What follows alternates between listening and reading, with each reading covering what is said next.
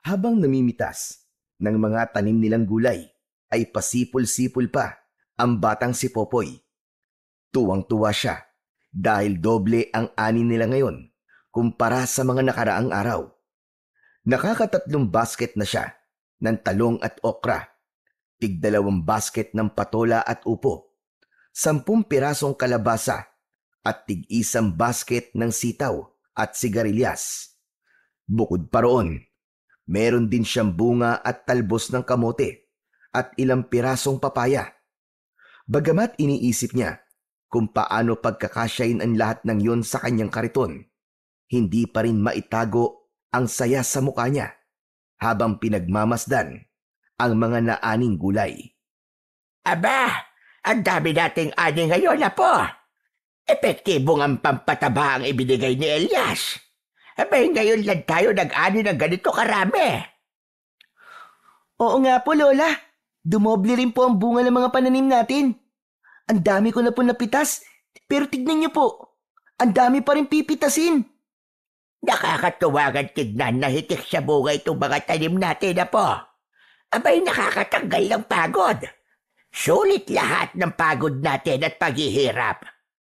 Baka sa ibang araw ko na po pipitasin ng iba, Lola. Masyado na pong marami. Hindi na po magkakasya sa kariton ko. Tsaka baka mahirap na pong itulak. O sige, Popoy. Ikaw na bahala.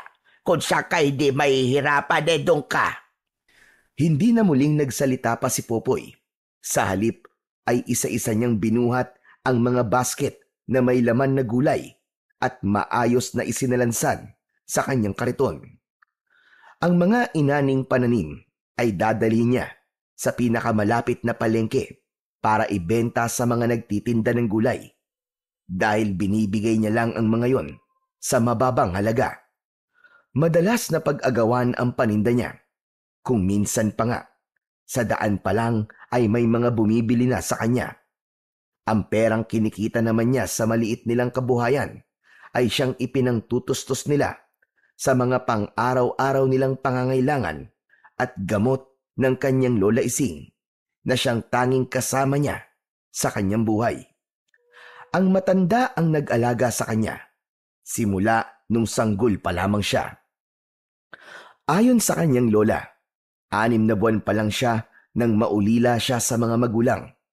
Natuklaw ng ahas ang kanyang tatay habang ito ay nangangahoy at nagpakamatay naman ang kanyang nanay dahil hindi nito matanggap na wala na ang lalaking iniibig nito. Gusto niyang magtanim ng galit sa ginawa ng ina dahil hindi siya nito inalala, pero naisip niyang wala rin namang magbabago kahit na kamuhian pa niya ang kanyang ina. Pasalamat na lang siya dahil meron siyang lola na kumupkup sa kanya. Kahit ulila na siya sa mga magulang, ni minsan naman ay hindi niya naramdaman yon dahil pinuno siya nito ng pagmamahal. 6 na taon pa lang siya ay tumutulong na siya sa kanyang lola sa pagtatanim. Dati ay isinasama siya nito tuwing magbebenta ng gulay sa palengke. Nang tumungtong siya sa edad na 9, nagsimulang magkaroon ng karamdaman ang kanyang lola. Kaya napagpasya niyang siya na ang gagawa ng mga bagay na dati nitong ginagawa. Aminado siyang nahirapan siya nung una, pero nang tumagal ay nasanay na lang din siya. Ginawa niyang inspirasyon at lakas ang pagmamahal ng kanyang lola sa kanya. Sa edad na 10, batak na sa trabaho si Popoy. Sa kabubuhat niya ng mga mabibigat, meron siyang muscle sa kanyang katawan, lalong-lalo na ang mga braso niya at binti. Karamihan sa mga nakikilala niya ay hindi naniniwala na 10 taong gulang pa lamang siya dahil maihahalin tulad na sa katawan ng isang ganap na binata ang kanyang kilos at pangangatawan. Lola, may gusto po ba kayong ipabili maliban po sa gamot? Tanong ni Popoy sa kanyang lola matapos niyang maisalansan ang mga basket ng gulay. Wala na, Apo. Ikaw, baka may gusto kang bilhin. Hindi ba nabanggit mo dati na may gusto kang bilhin na comics? Sige na, bilhin mo na, Apo. Matagal mo nang gustong bilhin yon, di ba? Talaga po, Lola? Pwede na po akong bumili. Oo nga, apo. Total marami tayong ani ngayon. Regalo mo na lamang yon sa iyong sarili. Haya, sige na, bumili ka na. Naku, maraming salamat po, Lola. Pakis nga po. Ay, nako talagang itong batang ire. Abay, napakalambing. Hindi maikubli ang saya sa boses ni Popoy habang nagsasalita. Mabibili na rin niya sa wakas ang gusto niya. Ang naturang comics na tinutukoy ng kanyang lola ay ang librong pambata na matagal na niyang gustong bilhin. Isa yung kwento patungkol sa isang batang may superpower na kidlat. Tuwing napapadpad siya sa kabayanan, palagi siyang sumisilip sa isang pwesto na nagtitinda ng mga comics. Subalit dahil walang sapat na pera, hanggang tingin na lang siya palagi. Lola, aalis na po ako ha. O sige, apo. Mag-iingat ka ha. Huwag kung saan-saan pupunta. Opo. Hindi pa man tuluyang nakakalabas si Popoy sa kanilang bakuran nang may humintong isang lumang truck sa tapat nila. Ang nagmamaneho ng naturang truck ay si Mang Elias, tauhan ng kanilang mayor. Magandang araw po sa inyo, Lola Ising. Popoy! Bumaba ang lalaki sa truck at naglakad palapit sa kanila. Kayo pala, Mang Elias. Magandang araw din po sa inyo. Magandang araw din sa'yo, Elias. Ano't napasugod ka ng maaga? Sinadya ko po talaga pumunta ng maaga para maabutan ko po itong si Popoy. Ha? Ako po, Mang Elias? Bakit naman po? Inutusan ako ni Mayor na bilhin na lang lahat ng mga naani niyong gulay ngayon. Ipapamigay raw niya sa mga kababaryo natin. At para na rin daw, hindi na kayo mahirapan pa na dalhin sa palengke ang mga yon. Hindi makapaniwala si Popoy sa kanyang narinig. Ganon din ang kanyang lola. Kailan lang kasi ay nagkaroon ng sagutan ang kanyang lola at si Mayor. Ipinagpipilitan kasi ng kanilang alkalde na pag-aari umano nito ang malawak na lupain na kanilang pinagtataniman, pati na rin ang kinatitirikan ng kanilang bahay. Gusto nito na umalis sila dahil balak daw umano nitong magpatayo ng pabrika na makapagbibigay ng karagdagang trabaho sa mga kababaryo nila. Hindi pumayag ang kanyang lola dahil yun na lamang ang meron sila, kung kaya't nagkaroon ng sagutan sa pagitan ng dalawa. Ano ka mo, Elias? Abe, tama ba naririnig ko? Hindi ba ako nabibingi? Bibilhin ka mo ni Mayor itong mga gulay namin. Abe, anong nakain ng amo mo? At bigla siyang nagmalasakit sa amin. Yun po ang utos niya sa akin eh. Sumusunod lamang po ko, Lola Ising. Ang sabi po niya, simula raw ngayon ay siya na po ang bibili ng mga gulay ninyo. Lola, baka naman po bumabawi lang po si Mayor. Mabuti naman po at mukhang wala na siyang balak na kunin sa atin itong lupa natin. Abay, kung ganun nga, abay, mabuti naman. O siya, sige. Kung yan ang gusto niya, ikarga mo na ang mga yan sa likod ng sasakyan na po. Sige po, Lola. Mang Elias, ikakarga ko na po ah. O sige, sige. Dali-daling tumalima si Popoy at isa-isang binuhat ang mga basket upang isakay sa likuran ng truck. Nang matapos, ay muli siyang lumapit sa dalawa. Mang Elias, Lola, tapos na po. Naikarga ko na po lahat. Aba, ang bilis ah. Salamat, Popoy ah. Nag-usap na kami ng lola mo tungkol sa presyo. Nabayaran ko na rin. Sige po. Siya nga pala, marami pong salamat sa pampataba po na ibinigay niyo, Mang Elias Dahil po ron, kaya marami po kaming ani ngayon. Yun lang ba? Wala yun, wag mo nang isipin yun, Popoy. Ang totoo niyan galing yun kay Mayor. Siya ang bumili nun at pinabigay sa inyo. Mukhang tama ka, baka gusto niyang bumawi sa inyo. Pasensya na kung hindi ko kagad sinabi Baka kasi hindi niyo tanggapin kapag nalaman yung galing sa kanya At tama ka. Hindi talaga namin tatanggapin kung alam ko lang na sa kanya galing yon. Pero dahil nangyari na at napakinabangan na namin, pakisabi na lamang kay Mayor na maraming salamat. Ay, sige ho. Makakarating po sa kanya, Lola Ising. Paano ho? Mauuna na po ako. Tumangulang ang kanyang Lola Ising. Mang Elias, marami pong salamat uli Mag-iingat po kayo sa pagmamaneho. Salamat din, Popoy. Maiwan ko na muna kayo. Pagkasabi nun, ay sumakay na ang lalaki at bago paandarin ang sasakyan, ay kumaway muna ito sa kanila. Sinundan nila ng tingin ang papalayong truck at saka lang sila pumasok sa loob ng kanilang bahay nang tuluyan na yung mawala sa kanilang paningin. Lola Ising, masama pa rin po ba ang loob mo kay Mayor? Apo, hindi porket binigyan niya tayo ng pampataba at binili niya ang mga gulay natin, ay mawawala na kagad ang galit ko sa kanya. Hindi basta-basta mawawala sa isip ko ang ginawa niya dati sa atin. Naiintindihan ko naman po, Lola Ising, kung saan po nanggagaling ang galit nyo. Pero aminin nyo po, ang ganda po ng ginawa niyang pambawi sa atin, ano? Hindi na tayo magpapakahirap na magbenta ng gulay simula ngayon. Tama ka, Apo. Mabuti naman at mukhang wala na siyang balak na ituloy ang plano niya. Ayos!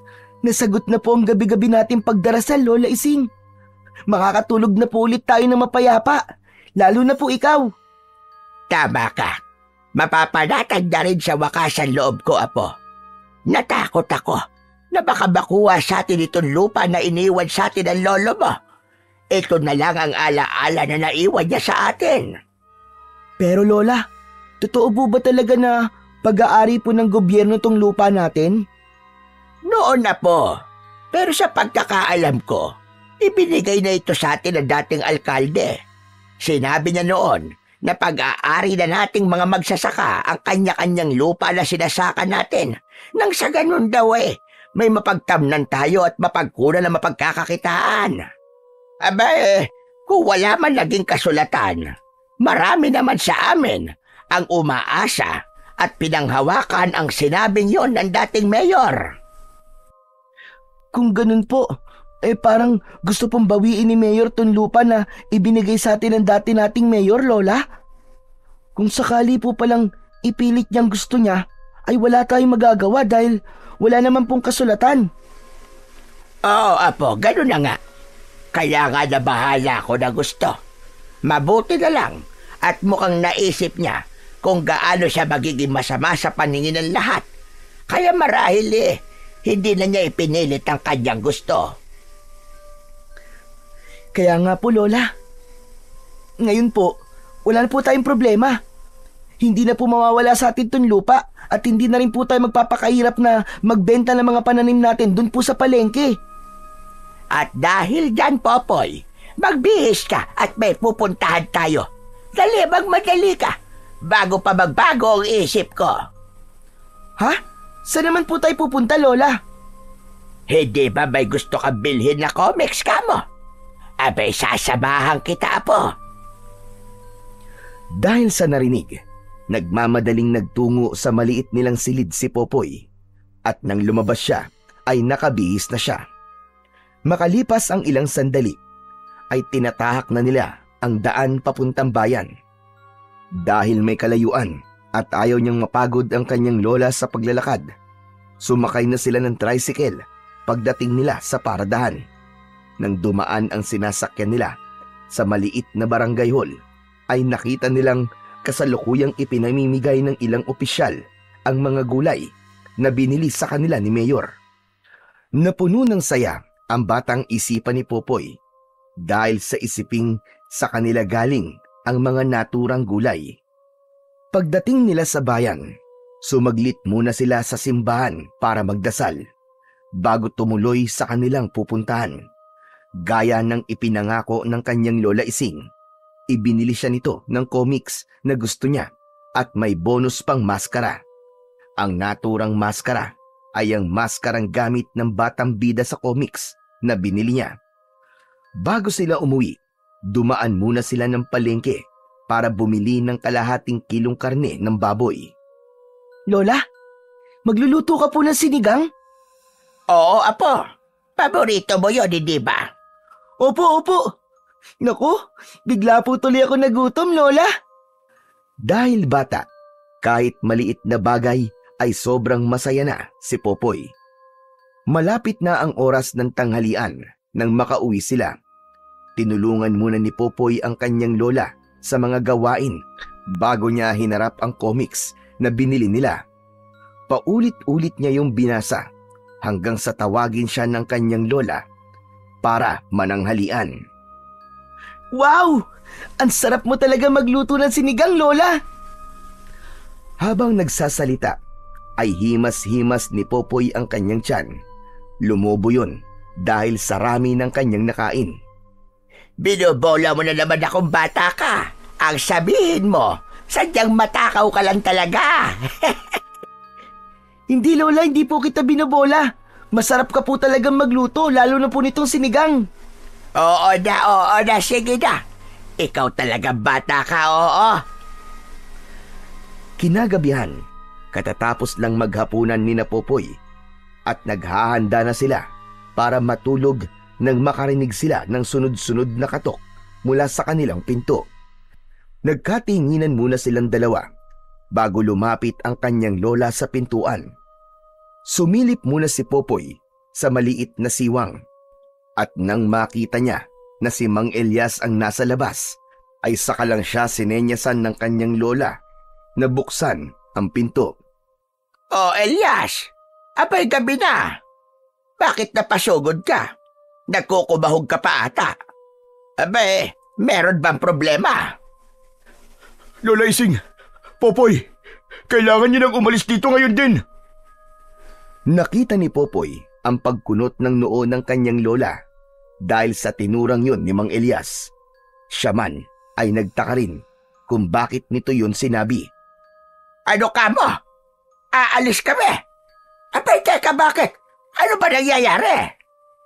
Kasalukuyan nagkakagulo po ngayon sa barangay. May mga taong sumugod.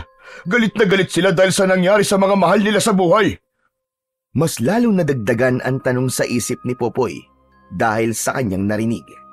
Hindi niya napigilan ang sarili at sumingit na siya sa usapan. Teka, sandali lang po.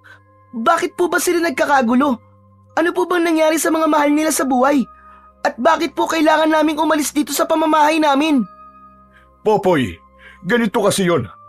Ilan sa mga kabarangay natin ang nagkaroon ng hindi may paliwanag na sakit matapos nilang kainin ang gulay na galing dito sa inyo. Nawindang si Popoy at ang kanyang lola dahil sa sinabing yun ni Mang Elias. Po! Paano po nangyari yun? Hindi ko rin alam, Popoy. Basta naniniwala sila na dahil dun sa gulay kung kaya't nangyari ang ganun. Kaya ngayon, gusto nilang papanagutin ang may sala. Nakarating na kay Mayor ang nangyari, kaya agad niya akong inutusan na magpunta rito para balaan kayo. Anumang oras, baka sumugod na rito ang mga tao. Nag-aalala si Mayor at baka malagay kayo sa panganib. Abay, bakit kami aalis dito? Wala na bang kami kinalaman sa mga nangyari? Bakit kami ang sisisihin nila? Tama po si Lola Ising, Mang Elias. Wala po kaming kasalanan doon. Yun din ang paniniwala ni Mayor. Kaya nga gusto niya na tumakas na kagad kayo bago pa kayo maabutan ng mga tao. Huwag kayong mag-alala. Aayusin niya ang lahat. Kapag ayos na, pwede na kayo bumalik. Sa ngayon kasi, sarado ang isip ng mga tao. At wala silang ibang gustong mangyari kundi ang managot ang pinaniniwalaan nila may kasalanan. Magsasalita pa sanang muli si Popoy, subalit naudlot yun dahil may narinig silang kung anong ingay mula sa hindi kalayuan. Bumundol ang kaba sa dibdib niya nang makita ang ilang taong papalapit sa kanilang direksyon. May hawak na kahoy na may apoy sa dulo ang bawat isa sa mga ito. Naku, yun na nga ba sinasabi ko? Nandiyan na sila. Umalis na kayo habang may oras pa. Sige na, Aling Ising. Popoy, umalis na kayo. Nahintakutang tumingin si Popoy sa kanyang lola na bakas din ang pagkabahala sa muka. Lola Ising, mabuti pa po umalis na po muna tayo. Hindi tayo aalis, Apo, dahil wala tayong ginagawa masama. Kaya bakit tayo matatakot sa kanila? Pero Lola Ising, baka saktan po nila tayo. Ayoko po may mangyaring masama sa inyo, Lola. Tara na po, umalis na po tayo. Pagkasabi nun, ay tumakbo si Popoy papunta sa kanilang silid. Paglabas niya, ay may bitbit na siyang isang bag na may lamang damit nila ng kanyang lola. Hindi niya nakalimutang dalhin ang bagong bili niyang comics at maskara. Dalian nyo! Malapit na sila! Sige na, kumilos na kayo! Alis na! Tara na, Lola, kailangan na nating umalis. Hinawakan niya sa kamay ang kanyang Lola Ising at hinila palayo. Tinahak nila ang daan papunta sa Kakahuyan. Habang tumatakbo ay pareho silang emosyonal na dalawa. Nang makarating sa Kakahuyan, nagtago sila sa isang puno kung saan abot tanaw pa rin nila ang kanilang pinanggalingan. Umiiyak na napayakap si Popoy sa kanyang lola nang makita niyang tinutupok na ng apoy ang kanilang tirahan. Lola Ising, ano na pong gagawin natin ngayon? Wala na po tayong bahay. Saan na po tayo titira? Sa halip na sagutin ang tanong niya, ay niyakap na lamang siya ng kanyang lola. Pareho silang hilam sa luha habang pinanunood ang nakadudurog sa puso na pangyayaring yun sa kanilang buhay. Sa kaiiyak, hindi na malaya ni Popoy na nakatulog na pala siya habang yakap-yakap siya ng kanyang lola. Naalimpungatan siya nang makarinig siya ng ingay. Dahan-dahan siyang nagmulat ng kanyang mga mata at bumungad sa kanya ang muka ng lola niya. Sumenya sa kanya ito na huwag itong gagawa ng ingay.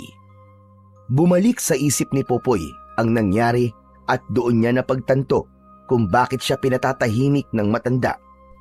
Nasa paligid lang ang mga taong naghahanap sa kanila. Sumiksik siya lalo sa kanyang lola at itinakip ang dalawang kamay sa sariling bibig. Inalis niya lang yon nang maramdaman niyang wala ng ibang tao sa paligid maliban sa kanilang dalawa. Lola Ising, paano na po tayo ngayon? Saan na po tayo pupunta? Siguradong hindi po sila titigil sa paghahanap sa atin. Natatakot po ako sa posibleng mangyari kapag natagpuan po nila tayo. Sa gayon, Apo, dumito na muna tayo. Galing na sila rito kaya't hindi na sila babalik pa. Iisipin nila na lumipat na tayo sa ibang barangay. Huwag kang mag-alala, Apo. Hindi kita pababayaan.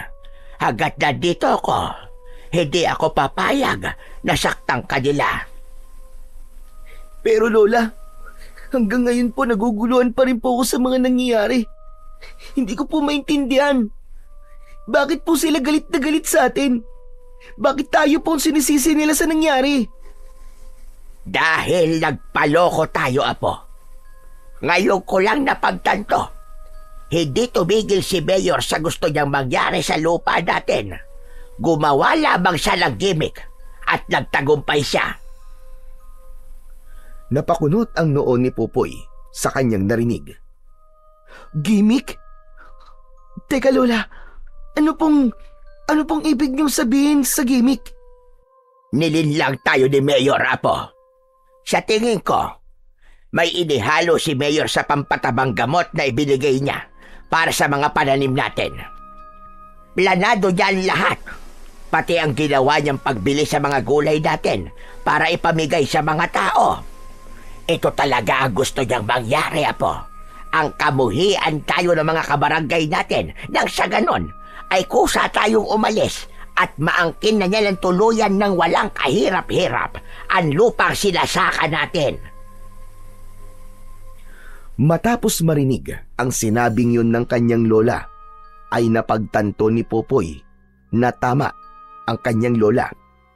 Pinagtagpi-tagpi niya sa kanyang isip ang mga nangyari at hindi nga maipagkakailang planado ang lahat. Ang sama niyang tao, Lola. Ang buong akala ko pa naman ay wala na siyang balak na angkinin pa ang lupa natin. Huwag kang mag-alala, Popoy. May naisip akong paraan.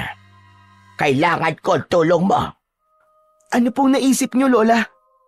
Kilala mo si Kapitan, di ba? Magtungo ka sa kanya at humingi ka ng tulong. Sabihin mo kung ano ang totoong nangyari. Matutulungan po kaya tayo ni Kapitan, Lola Ising? Paano po kung hindi? Kilalang mabait at matulungin na tao ang kapitan natin, Apo. Kung sakali bang hindi na tayo matutulungan na malinis ang ating pangalan, baka man lang mabigyan niya tayo ng bagong tirahan na pwedeng mapagtaguan. Sige po, bukas na bukas din po. Pupuntahan ko po siya. Salamat, Apo. Ngunit mag-iingat ka, ha? Walang pwedeng makakilala sa'yo hanggat hindi mo pa nakakausap si Kapitan dahil masyadong delikado. Opo, naiintindihan ko po. Huwag po kayong mag-alala. Babalik po ko rito na may dalang magandang balita. Kinabukasan, hindi pa man gaanong sumisikat ang araw, ay lumakad na si Popoy papunta sa bahay ng kapitan. Sa daan, todo iwas siya sa mga taong nakakasalubong niya.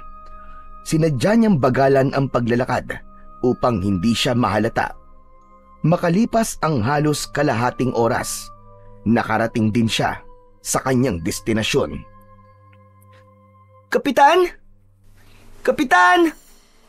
Tao po! Kapitan!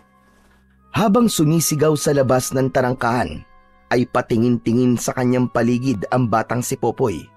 Bagamat walang gaanong kapitbahay dahil malapit din sa bukid ang bahay ng kapitan, nanatili pa rin siyang alerto. Ilang beses pang naulit ang ginawa niyang pagtawag bago bumukas ang pintuan ng bahay at mula roon ay niluwa ang taong pakay niya. Naglakad palapit sa kanya ang lalaki at pinagbuksan siya ng gate. Magandang umaga po, Kapitan. May mahalaga po sana akong sasabihin sa inyo eh. Kung ayos lang po, sa loob ko na po sasabihin. Aba, oo naman. Halika, halika. Sige, pumasok ka. Sumunod si Popoy sa lalaki nang maglakad ito papasok.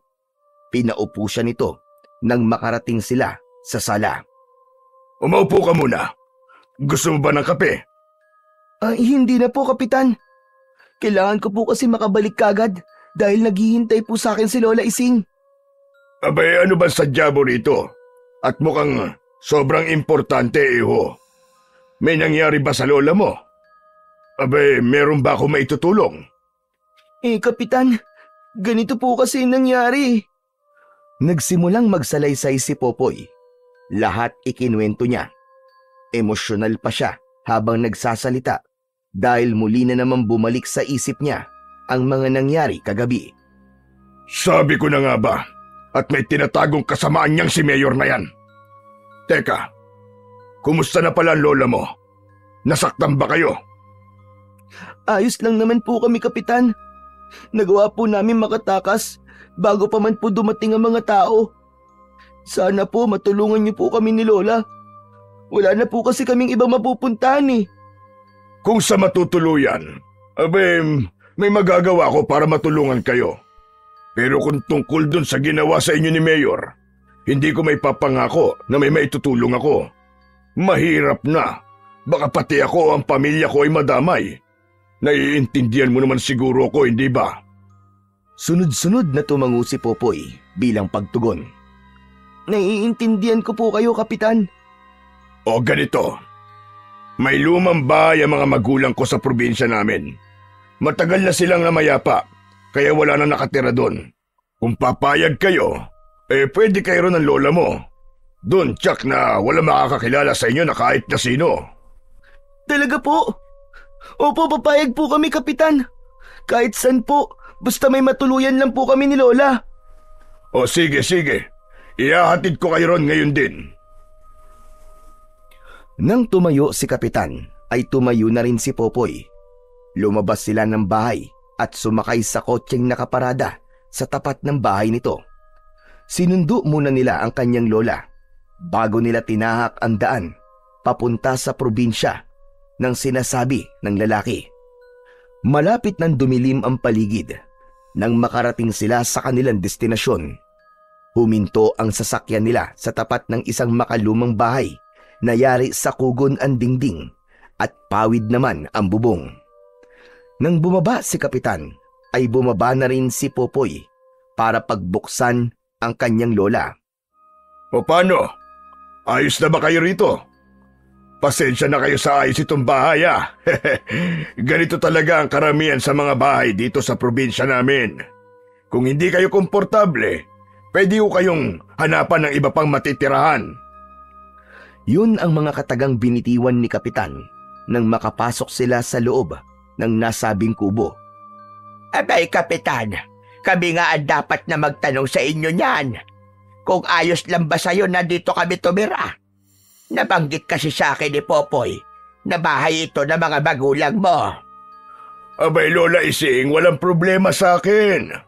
Kayo ang iniisip ko. Baka hindi kayo komportable na tumira dito dahil patay na ang dating may-ari nitong bahay. Abay, ayos na kami rito. Ang mahalaga, malayo kami sa kapahamakan. Lalong-lalo na tong apo kong si Popoy. Siya lang naman ang iniisip ko. Abay, kung ako lang, ayokong umalis sa lugar natin. Naikwento nga sa akin ni Popoy ang lahat. Ikinalulungkot ko po nangyari. Pasensya na po kung ito lang po may tutulong ko sa inyo. Abay, Kapitan, malaking bagay na itong ginawa mo para sa amin. Tatalawin ko tong isang malaking utang na loob habang ako ay nabubuhay. Ilang minuto pang nag-usap ang kanyang lola at si Kapitan bago nagpaalam ang lalaki na aalis na. Mag-iingat po kayo sa pagmamaneho pabalik, Kapitan. Maraming salamat po talaga sa tulong niyo sa amin ng lola ko. Wala yun, iho. O paano? Kayo nang bahala rito ha. Alagaan mo mabuti ang lola mo. Opo, Kapitan. Inihatid muna nila ang lalaki sa labas at hinintay na tuluyang makaalis bago sila pumasok sa loob ng bahay. Namayani ang katahimikan sa pagitan nilang dalawa at ilang sandali pa ang lumipas ay humihikbi na ang kanyang lola. Hindi na niya kailangan pantanungin ang dahilan. Sa halip, nilapitan niya ang matanda at niyakap. Nang gabing iyon, ay naging mailap ang antok kay Popoy. Hinintay niyang makatulog ang kanyang lola at pagkatapos ay siya naman ang umiyak. Awang-awa siya sa sitwasyon nila. Bandang 2:00 ng madaling araw, nagsimulang kumulog at kumidlat. Ilang sandali pa ay maririnig na mula sa labas ng bahay ang ingay ng pagpatak ng ulan. Sa kanyang kinahihigaan, pabiling baliktad si Popoy. Hindi pa rin siya makatulog. Biglang natigilan si Popoy sa gagawin niya sanang pagtagilid dahil tila may kung anong mabigat na bagay ang bumagsak sa kanilang bubong. Inakala niyang guni-guni lang ang lahat nung una.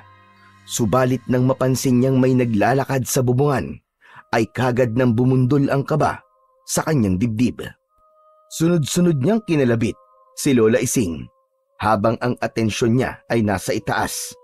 Nang magising ang matanda, ay nagtataka siya nitong tinignan. Hindi siya nagsalita. Sinenyasan niya lang ang kanyang lola na tumingin sa bubong. Katulad ng naging reaksyon niya, halatang natakot din ito matapos malaman ang kasalukuyang nangyayari. Sabay silang napalingon sa bintana nang biglang bumukasyon ay bumungad sa kanila ang isang matanda na may nakakatakot na itsura. Kulubot ang balat nito sa muka, nakausli ang matutulis na mga ngipin at nakaunat pareho ang naaagnas na nitong mga braso. Atras na po! Atras! Hinawakan siya ng kanyang lola sa kamay at hinila siya palabas ng silid. Pagdating sa pintuan, pareho silang natigilan ng pagbukas nila ay bumulaga sa kanila ang isang matandang lalaki. Higit na mas nakakatakot ang itsura nito kaysa sa matandang babae na nakita nila kanina dahil halos buong mukha nito ay naaagnas na. Napayakap si Popoy sa bewang ng kanyang lola at sabay silang napaatras nang magsimulang humakbang palapit sa kanila ang matandang lalaki. Huminto lang sila sa pag-atras nang mapagitnaan sila ng dalawang matanda. Naging mabilis ang mga sumunod na nangyari. Namalaya na lang ni Popoy na nakatumba na siya sa papag na sahig at nakikipagtagisan ng lakas sa matandang babae na bigla na lamang sumunggab sa kanya. Habang pilit na nilalabanan ang matanda para wag siya nitong masakmal, ay nakatuon ang atensyon niya sa kanyang lola na kasalukuyan ding inaatake ng matandang lalaki. Lola! Lola Ising! Nanlaki ang mga mata ni Popoy nang makita niyang sinakmal nito ang leeg ng lola niya. Upang makawala sa matandang babae, hinawakan niya ang gilid ng ulo nito at inuntog sa haligi, saka siya tumayo. Gamit ang kahoy na pangtungkod sa bintana, lumapit siya sa matandang lalaki at hinampas ito sa ulo ng paulit-ulit. Tumakas ka na, Apo! Iwan mo na ako rito! Tumakas ka na! Habang nagsasalita, ay bumubulwak ang dugo nito mula sa bibig. Ayaw pa rin itong bitiwan ng aswang kahit paulit-ulit niyang pinapalo ng kahoy ang ulo ng aswang. Hayop ka! Bitiwan mo ang lola ko! Bitiwan mo ang lola ko! Pumwesto si Popoy sa likuran ng aswang at ipinulupot niya ang isa niyang braso sa leeg nito. Nagpumiglas ang aswang at sinubukang makawala sa pagkakasakal niya. Wala na sana siyang balak na bitiwan ang leeg nito, subalit biglang may sumunggab sa kanya mula sa likuran, dahilan para makabitaw siya. Halos mawalan siya ng ulirat dahil sa tindi ng sakit na nararamdaman niya ng mga oras na yon. Ramdam niya ang pagbaon ng matutulis na ngipin ng matandang babae sa kanyang balikat. Sa kabila ng nararamdaman sakit, sinikap pa ring manlaban ni Popoy nang makita niyang muli na namang sinakmal ng matandang lalaki ang kanyang lola. Tumakas ka na, iho! Iligtas mo na ang iyong sarili! Tumakas ka na! Habang sinasabi yun, ay rinig niya na may halo ng pagmamakaawa sa boses ng kanyang lola. Lola Ising! Babalik po ako! Hihingi po ako ng tulong! Babalikan ko po kayo! Pagkasabi nun, ay tumakbo siya palabas at walang direksyon na tumakbo. Hindi pa man gaanong nakakalayo, ay nakita niyang hinahabol siya ng matandang lalaki.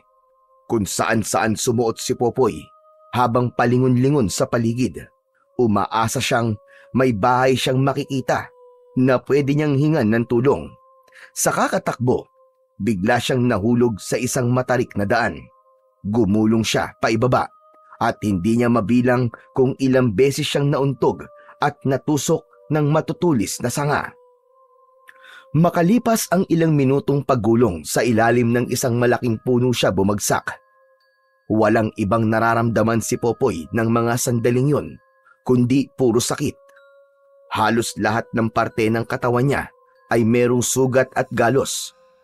At dahil sa hindi mabilang na pagkakauntog, duguan na ang kanyang muka. Dahil sa dugong pumapatak mula sa mga natamo niyang sugat sa ulo, ipinikit niya ang naniningkit niyang mga mata nang makita niyang saglit na kumislap ang kalangitan. Hudyat yon, nakikidlat anumang segundo. Ang sumunod na nangyari ay nagmistulang kidlat sa bilis.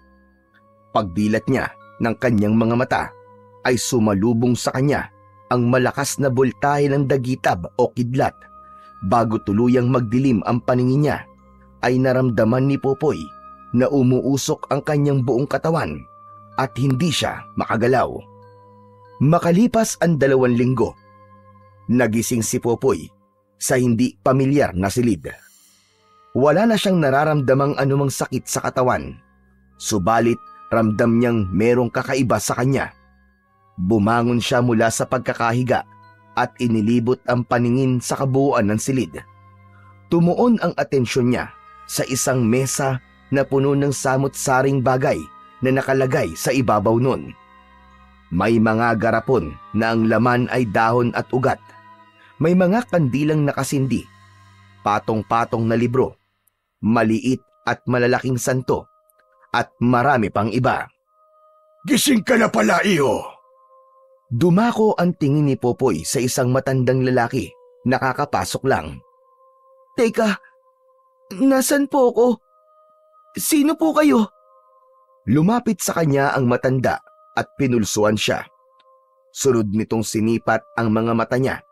Nang matapos ay saka lang nito sinagot ang tanong niya. Tawagin mo na lamang akong Lolo Pedring. Nakita kita sa kakauyan, kaya dinala kita rito. Kumusta ang pakiramdam mo? May masakit pa ba sa'yo? Napakunot noo si Popoy sa kanyang narinig. Ano po bang nangyari? Wala po akong maalala. Ano ka mo? Wala kang maalala? Na kahit na ano? Sunod-sunod na umiling si Popoy bilang sagot sa matanda. Hindi mo rin ba matandaan kung ano ang iyong pangalan? Hindi po. Wala po akong maalala. Ano po bang nangyari? Hindi ko rin alam, iho. Katulad na sinabi ko, nakita lang kita sa kakauyan. Base sa nadatnan kong itsura mo nung araw na yon, mukhang matinding hirap ang pinagdaanan mo. Nakakabilib nga na gumaling ka kagad at nagkamalay lamang sa loob ng 2 linggo. Dahil lang inaasahan ko, aabuti ng 1 buwan bago gumaling ang mga tinamumusugat. Kung ganun po, hindi po tayo magkaano-ano. Pasensya na po ah. Wala po talaga akong matandaan eh. Kung wala ka talagang maalala, hayaan mo na muna. Huwag mong pilitin ang sarili mo. Pansamantala lang naman siguro yung pagkakalimot mo. Kusa din babalik yan kapag nagtagal. Sana po bumalik na po kagad ang mga alaala ko. Baka may mga magulang po ako na naghihintay sa akin. Baka nag-aalala na po sila. Huwag ka mag-alala, iyo. Babalik din yan. Hintayin mo lang. Dahil kapag pinilit mo ang sarili mo na alalahanin ang lahat, sasakit lamang ang ulo mo. Kapag nagkataon, baka mas lalo ka lang mahirapan na maalala ang lahat. Magsasalita pa sanang muli si Popoy, subalit naudlot yun dahil may narinig siyang pagsigaw mula sa labas. May tumatawag sa pangalan ng matanda. Bahagyang sumilip si Popoy sa bintana at may nakita siyang 3 tao na papalapit. 2 babae at 1 lalaki. Napuno ng pagtataka ang kanyang muka nang mapansin niyang nakatali ang mga kamay ng isa sa 2 babae. Sino po sila? Sina Victor at Criselda. Yang dalagitang kasama nila ay ang anak nilang si Helen. Nandito na naman sila para magpagamot. Nang lumabas ang matanda, ay sumunod siya rito. Kinausap nito ang mag-asawa at ayon sa kanyang narinig, ay hindi pa rin daw bumubuti ang lagay ni Helen. Nang pumasok ang mga ito sa loob, ay nakatingin lang sa kanila si Popoy, partikular sa dalagitang tila wala sa sarili. Napaigtad siya nang biglang humarap sa kanya ang babae. Nanlilisik ang mga mata nito habang nakangisi. Nang magsimula itong magpumiglas, ay nahintakutan siyang nagtago sa likod ng pintuan. Narinig niyang may sinambit na mga kataga si Lolo Pedring at pagsilip niya ay wala nang malay ang dalagitang si Helen.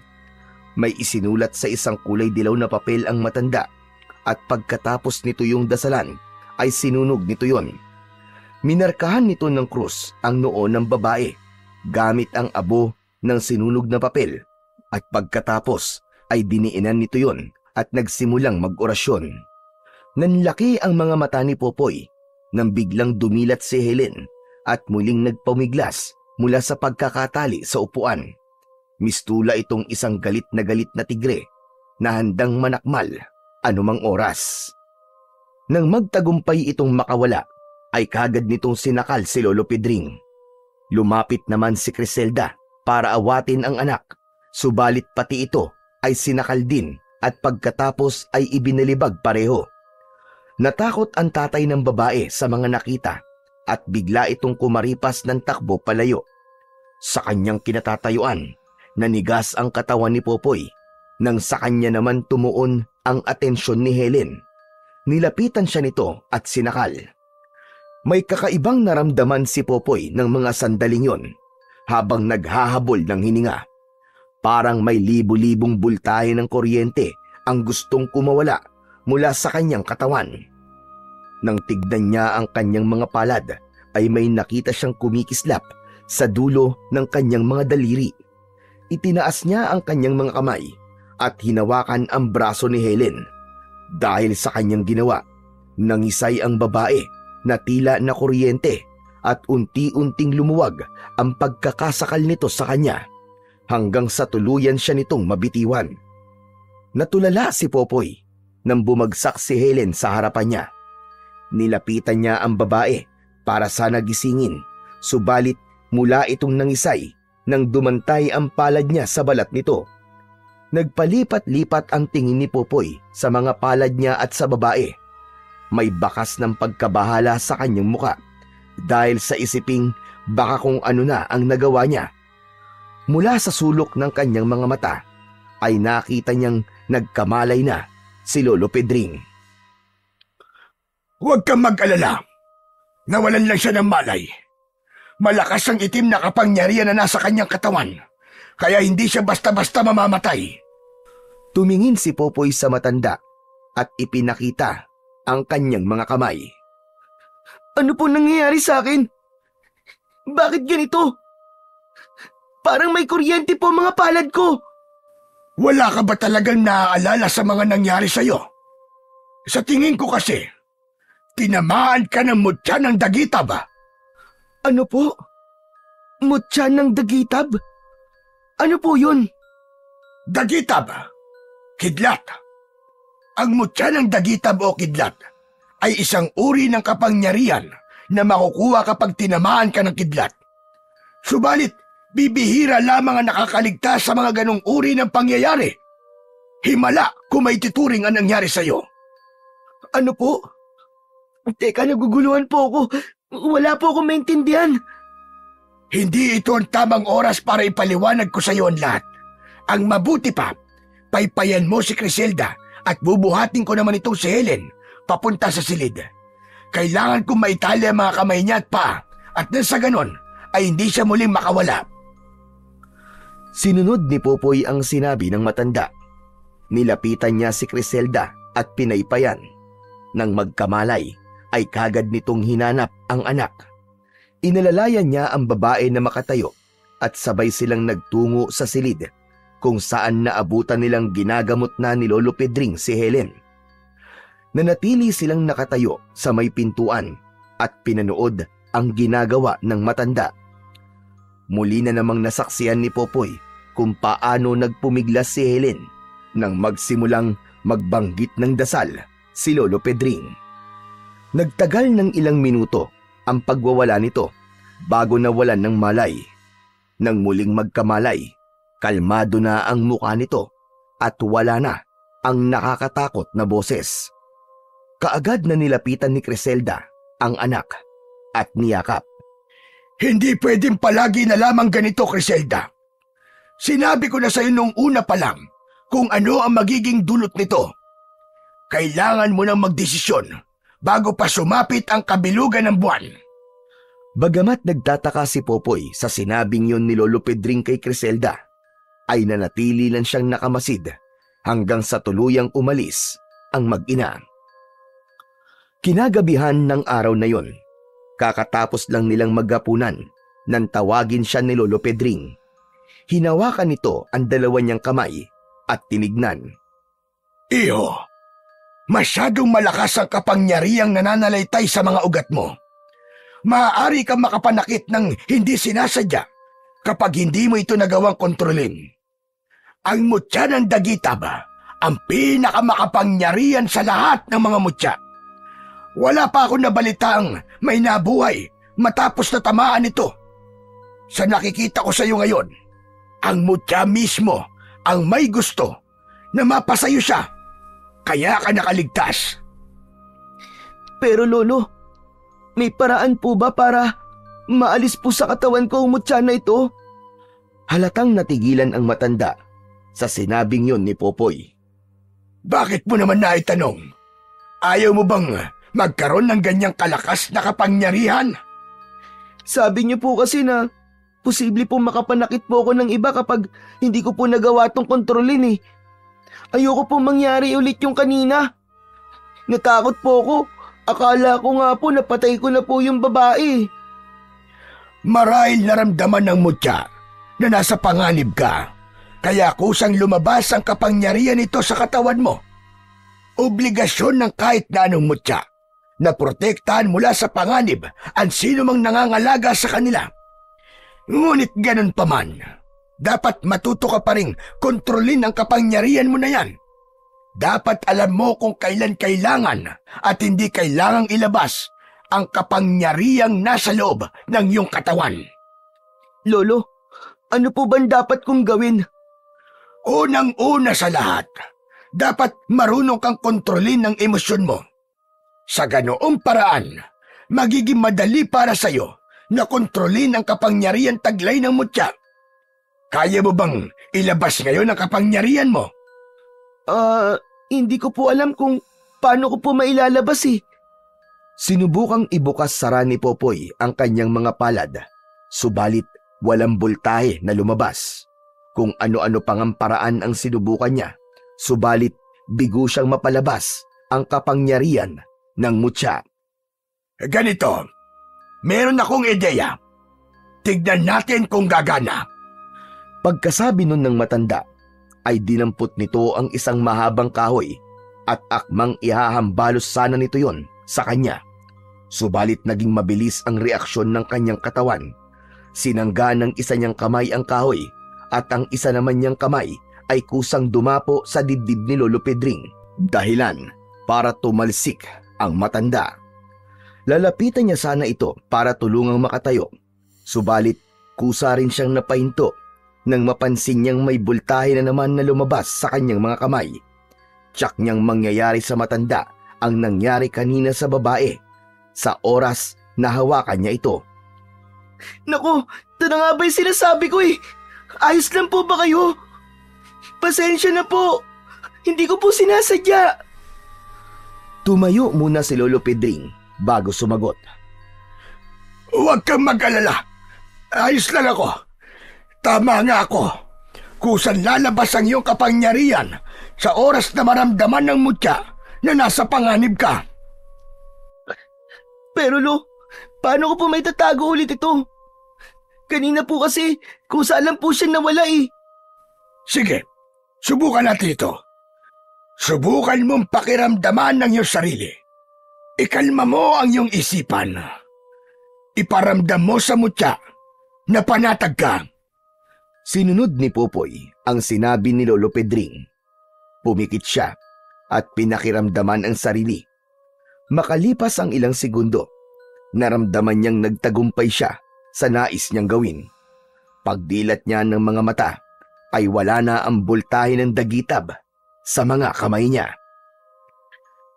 Nagawa mo ng walang kahirap-hirap. Sa tingin ko, magkakasundo kayo ng iyong mutya.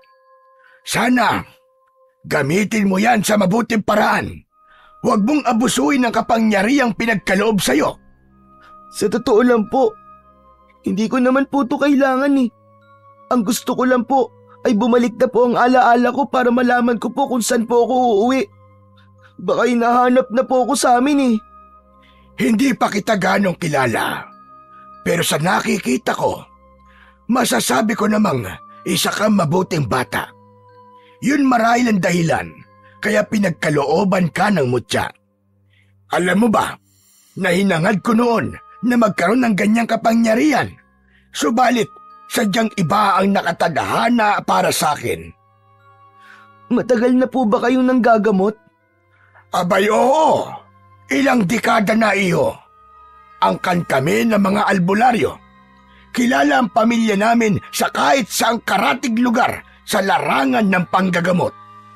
Nakita ko nga po kanina kung gaano po kayo kagaling manggamot. Nagawa niyo pong paalisin yung masamang espiritu dun sa katawan po ng babae. Mali ka. Hindi pa siya magaling. At hindi na siya gagaling. Ang ginawa ko kanina, pinigilan ko lang na wag mapaaga ang pagiging yanggaw niya. Subalit pagsapit ng kabilugan ng buwan, wala na akong magagawa pa. Yanggaw? Ano po yung yanggaw? Sigurado ka bang gusto mong malaman? Hindi nagdalawang isip na tumango si Popoy. Yanggaw ang tawag sa isang tao kapag nahawaan ng pagiging aswang. Ha? Aswang? Tama po bang narinig ko? May aswang po dito? Hindi po ba sila yung nangangain po ng mga tao? Tama ka. Sila nga. Marami niyan dito sa mundo. Pero naiiba ang yanggaw dahil hindi sila yung pinanganak na may lahi na talagang aswang. Katulad na lamang ni Helen. Nahawa lamang siya. Nakakahawa po pala ang aswang. Pero paano po siyang nahawa? Nakagat siya ng amalanhig. Isang uri ng aswang na may hahalin tulad sa patay na muling nabuhay. Yung bang parang zombie. Nagiging amalanhig ang isang aswang kapag namatay sila na hindi naiisalin sa iba ang pagiging aswang nila. Nabubuhay sila tuwing gabi upang maghanap ng dugot laman. Bumabangon lang sila para pumatay, kaya kung sino man ang nakagat ng amalanhig at aksidenteng nabuhay, ang taong yun ay magiging isang yanggaw. Ibig niyo pong sabihin, may amalanig na pagala-gala po rito kapag gabi? Nakakatakot naman po. Hindi rito, sa Karatig Baryo. Ayon kay Criselda, sumama si Helen na makipiesta sa ibang barangay at pag-uwi niya ay meron na siyang kagat sa leeg. Wala na po bang pag-asa na gumaling po si Ate Helen? Walang gamot ang pagiging isang yanggaw. Kaya nga natatakot ako para kay Criselda. Dahil malaki ang posibilidad na siya ang magiging kauna-unahang biktima ng kanyang anak sa oras sa tuluyan na itong maging aswang. Bakit po hindi niyo po balaan si Aling Criselda? Nako, iho. Hindi ko na mabilang kung ilang beses ko na siyang binalaan. Ang sabi niya, sinusulit niya lang ang panahon na hindi pa tuluyang nagiging aswang ang kanyang anak. Nangako siya sa akin na siya mismo ang papatay kay Helen sa oras na dumating na ang tamang oras. Hindi maiwasang makaramdam ng awa si Popoy para sa mag-ina dahil sa sinabing yun ni Lolo Pedring. Ay siya, malalim na pala ang gabi. Hindi ka pa ba inaantok, iho? Hindi pa po eh. Kung gano'n ay mauuna na ako sa'yo. Ay, kanina pa ako inaantok. Pinipigilan ko lamang. Sige po, susunod na po ako maya-maya. Nang maiwang mag-isa sa balkonahe ng kanilang kubo, ay tumingin si Popoy sa mabituing langit. Habang nakatingala, biglang bumigat ang kanyang pakiramdam sa hindi maipaliwanag na dahilan. Parang may kung anong kirot siyang nararamdaman mula sa kaibuturan ng kanyang puso. Dahil doon, napagdesisyonan ni Popoy na pumasok na lamang sa loob. Nahiga siya sa tabi ng matanda at pilit na iwinaglit ang nararamdamang lungkot. 3 araw ang mabilis na lumipas, subalit wala pa ring maalala si Popoy sa kanyang mga nakaraan. Habang nananatili sa bahay ni Lolo Pedring, ay tinutulungan niya ang matanda sa mga gawain nito, puwera na lamang sa panggagamot. Isang hapon, isinama siya nito sa lugar kung saan siya nito natagpuan at baka sakali raw na makatulong yun para bumalik ang kanyang alaala. Makalipas ang ilang minutong paglalakad, huminto sila sa tapat ng isang malaking puno na nasa ilalim ng isang mataas na bangin. Dito mismo sa puno na ito kita natagpuan. Sa tingin ko, nahulog ka mula sa itaas. Tumingala si Popoy para pagmasdan ang bangin. Nalula siya sa taas nun mula sa kanilang kinaroroonan. Parang hindi tuloy siya makapaniwala na nagawa niyang makaligtas. Lolo Pedring, ano pong meron dun sa itaas? Kakahuyan ng Baryo Pulang Bato. Gusto mo bang makita? Wala po bang ibang daan? Kung dito po tayo dadaan? Siguradong mahihirapan po tayo eh. Kung sa mismong daan tayo dadaan, medyo malayo-layo ang lalakarin natin. Shortcut na itong dinaanan natin. Ako na lang po ang aakyat. Hintayin niyo na lang po ako rito. Nang tumango ang matanda, ay nagsimula ng umakyat si Popoy. Lihim pa siyang nagtaka sa kanyang sarili dahil hindi man lang siya nakaramdam ng pagod kahit matarik ang dinadaanan niya. Nang makarating sa itaas, sumalubong sa kanya ang makapal na kakahuyan. Inilibot niya ang paningin sa paligid at nagbabaka sakaling may makita siyang makakatulong upang bumalik ang kanyang alaala. Subalit, bigo siyang bumaba. O ano? Anong nakita mo? Wala ka bang nakitang pamilyar sa iyo? Salubong na tanong sa kanya ni Lolo Pedring pagkababa niya. Wala po eh. Puro mga puno lang po nandun. Ay nako. O siya, malapit ng dumilim. Uwi na ba tayo? Sige po, balik na lang po tayo ulit sa ibang araw. Habang naglalakad pa uwi, ay bagsak ang mga balikat ni Popoy.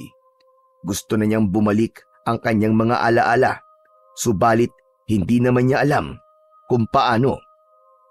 Huwag ka nang malungkot. Babalik din ang mga alaala mo.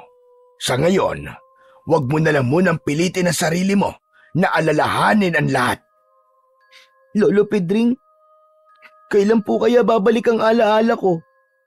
Ilang gabi na po kasing mabigat po ang pakiramdam ko eh. Sa tingin ko po, may koneksyon yun sa mga nangyari sa akin.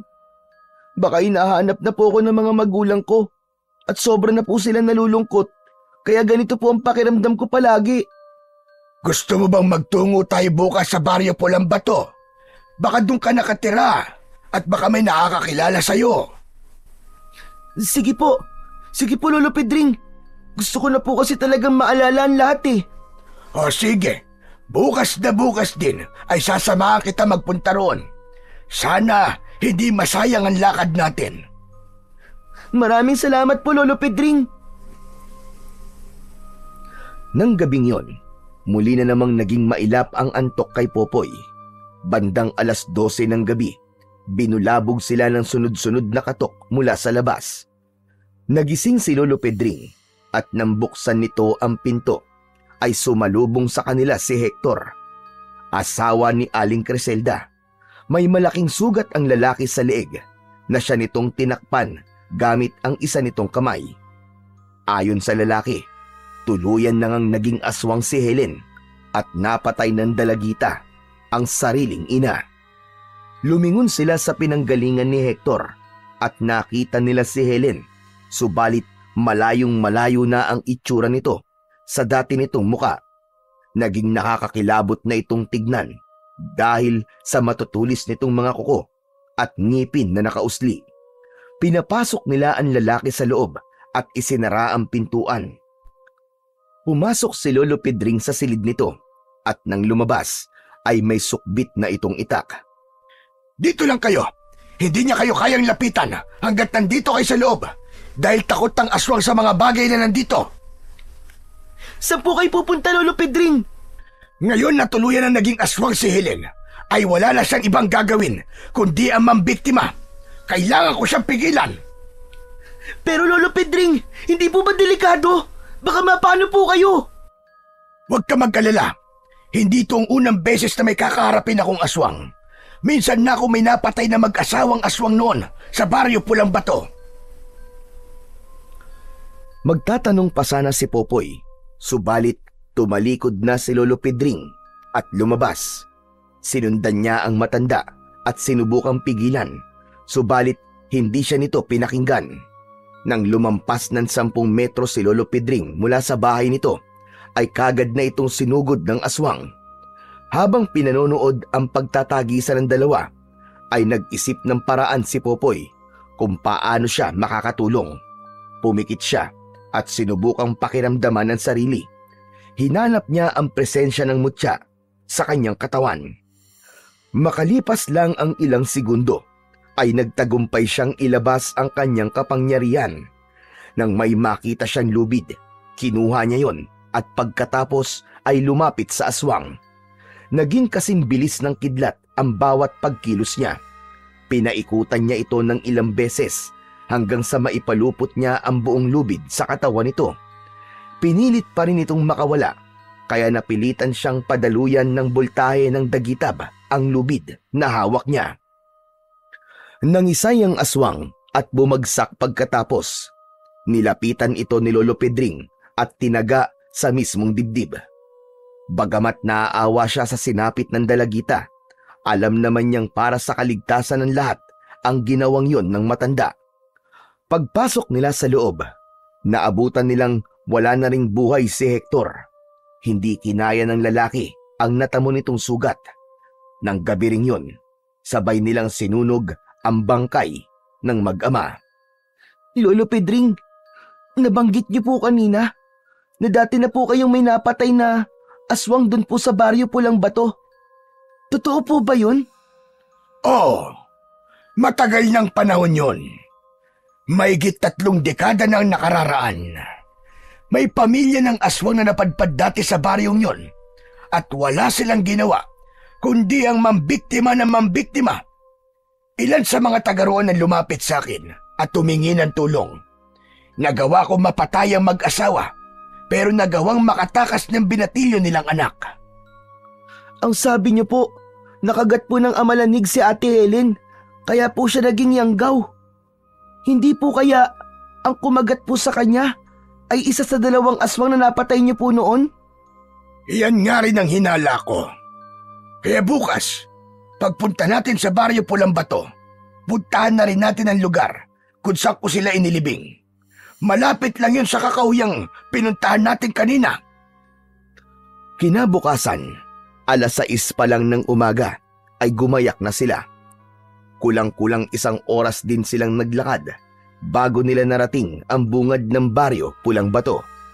Walang gaanong bahay ang naturang lugar. Halos puro puno at talahib lang ang makikita sa paligid. Nagpatuloy sila sa paglalakad hanggang sa makarating sila sa tapat ng isang bahay kubo na gawa sa kugon. Lolo Pedring, kanino pong bahay ito?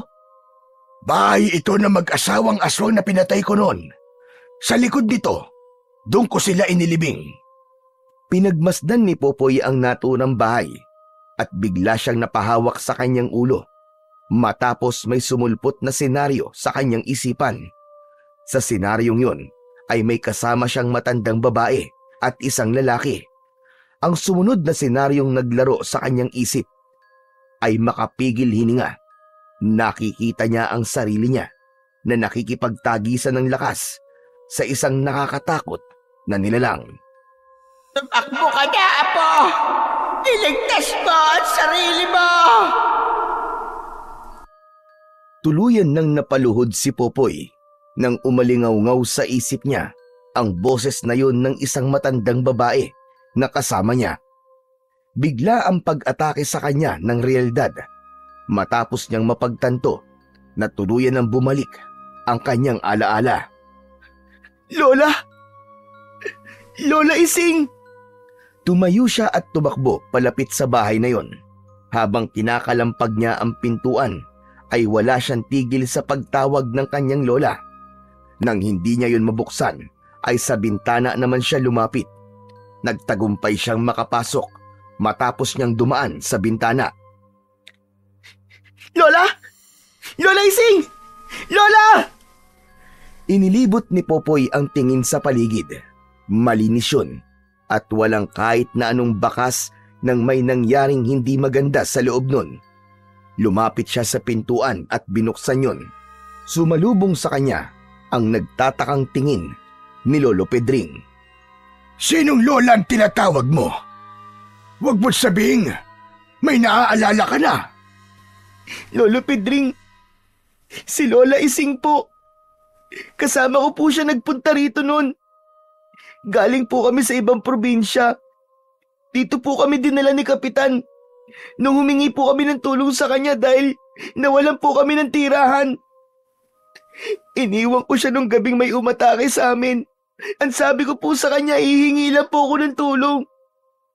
Pero hindi na po ako nakabalik dahil nahulog po ako sa bangin. Tapos tinamaan po ako ng kidlat. Habang nagsasalita, ay nangilid ang mga luha ni Popoy. Sandali lang. Sinong kapitan ang tinutukoy mo nagdala sa inyo rito? Si Kapitan Dante po. Kapitan po siya sa baryo namin sa probinsya.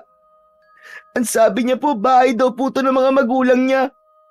Kusang natigilan sa pagsasalita si Popoy matapos niyang mapagtanto ang isang bagay. Teka, Lolo Pedring, hindi po ba? Ang sabi niyo po, ito po ang bahay ng mag-asawang aswang na pinatay niyo?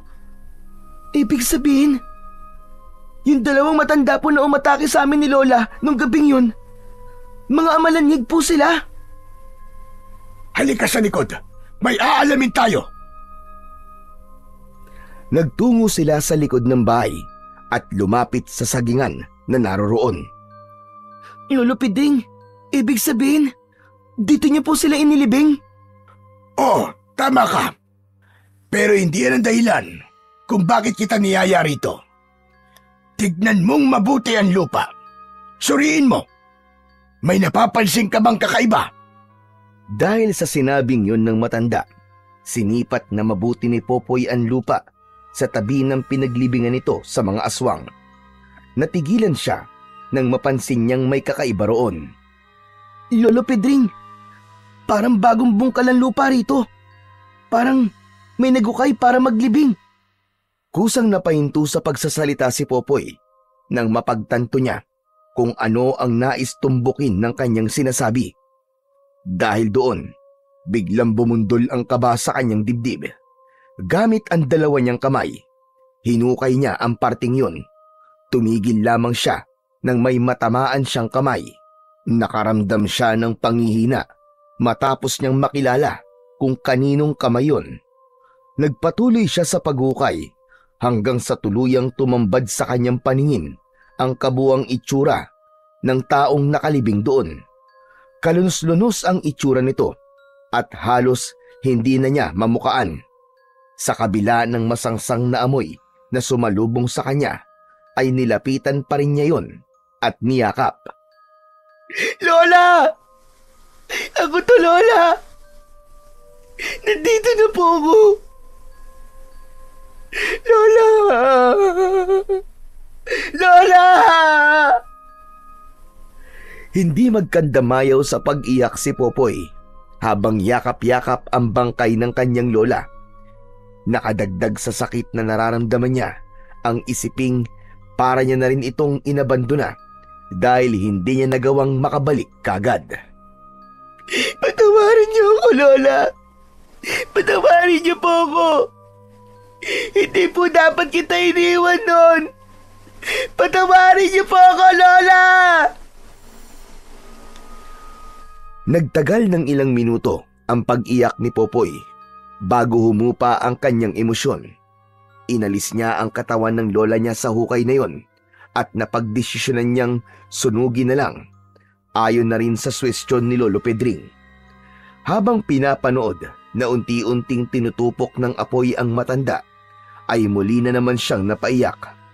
Naiintindihan niya na ngayon kung bakit mabigat ang pakiramdam niya nitong mga nakaraan.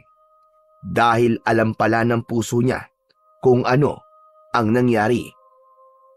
Ang buong akala pa naman niya ay meron pa siyang pamilyang uuwian sa oras na bumalik ang kanyang alaala. Akala niya merong naghihintay sa kanya, ngunit akala niya lang ang lahat. Gusto mo bang dito na muna tayo hanggang sa gumabi? Tiyak na babangon ng mga yan. Mamaya, lalo na't kabilugan ng buwan. Ang tinutukoy ni Lolo Pedring ay ang dalawang aswang. Sige po, dito po muna tayo. Kailangan kong ipaghiganti ang nangyari kay Lola. Pagbabayarin ko sila sa ginawa nila sa lola ko.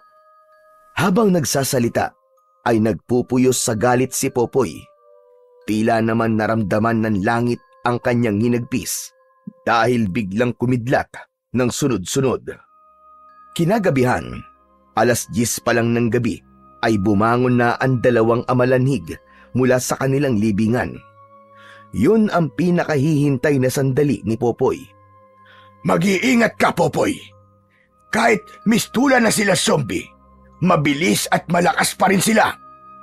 Sa halip na magsalita, ay tinignan lang ni Popoy ang kanyang mga palad at pagkatapos ay naglabas siya ng kapangyarihan niyang kidlat mula sa mga yon. Pumasok sa isip niya na magkaroon ng sandata at kagad na lumikha ng isang nagliliwanag na sibat ang dagitab na lumabas sa kanyang kamay. Lihim siyang napahanga sa kakayahang taglay ng mutya na nananalaytay sa kanyang katawan. Pinaglaruan niya sa kanyang mga kamay ang sibat na hawak na animo ay isa yung baton. Hindi na hinintay ni Popoy na pasukin pa sila ng dalawang aswang. Siya na mismo ang lumabas para salubungin ang mga ito. Nang makita siya ng lalaking amalanhig, ay kagad siya nitong sinugod. Hawak ang sibat, sinalubong niya ito at sunod-sunod na inatake. Hindi siya tumigil hanggat hindi ito bumabagsak. Tumalsik ang aswang at humampas sa isang puno na nasa hindi kalayuan matapos niyang iwasiwas ng palang ang hawak niyang sibat. Bagamat hindi yun natamaan ng talim, naglabas ng matinding puwersa ang pag-atake niyang yun, kaya tumilapon ang amalanhig.